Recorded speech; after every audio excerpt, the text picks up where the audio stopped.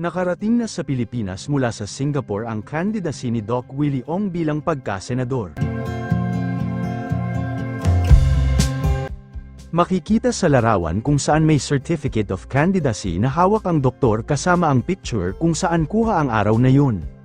Sinabi ni Doc Willie na kahit may sakit siya na cancer ay tatakbo pa rin siya at naniniwala siya na kahit hindi siya gagastos ng malaki mula sa kampanya ay mananalo siya dahil alam niya na madaming Pilipino ang naniniwala sa kanya.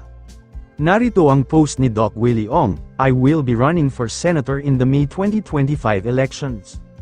Even while battling with this illness, I believe I will get better with God's help and I will be able to serve our kababayans.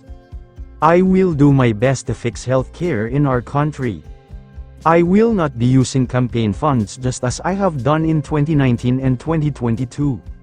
I believe this is the source of corruption. I will not make false promises I cannot fulfill. Thank you very much for your trust and support all these years. God bless us all." Mga kababayan ko, tatakbo po ako sa Senado sa May 2025 elections.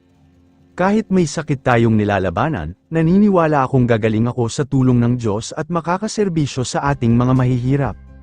Bilang doktor, aayusin ko ang problema sa kalusugan ng bansa. Hindi po ako gagamit ng pera ng ibang tao at hindi ako hihingi ng campaign funds. Iyan ang prinsipyo ko mula pa noong 2019 at 2022, naniniwala ako ang campaign funds ang ugat ng corruption sa bansa. Ayoko mangako ng hindi naman matutupad, pero gagawin ko ang lahat ng aking makakaya para sa inyo.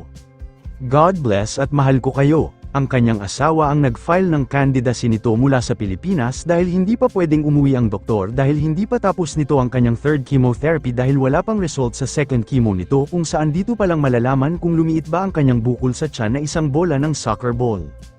Ang dahilan po ng pagtakbo ni Doc Willie Ong sa Senado ang mabagal na healthcare sa ating bansa at mababang sahod ng nurse dito kaya't mas pinipili ng nurse sa ating bansa ay sa ibang bansang lugar nagtratrabaho dahil ang liit ng sahod dito, kaya't ayan raw ang number 1 na isusulong ni Doc Willie kung siya ay mananalo bilang pagkasenador. Yun lamang po. Ano ang masasabi mo sa balitang ito? Comment mo sa ibaba. Huwag kakalimutan i-like ang video na ito. Maraming salamat po sa panonood.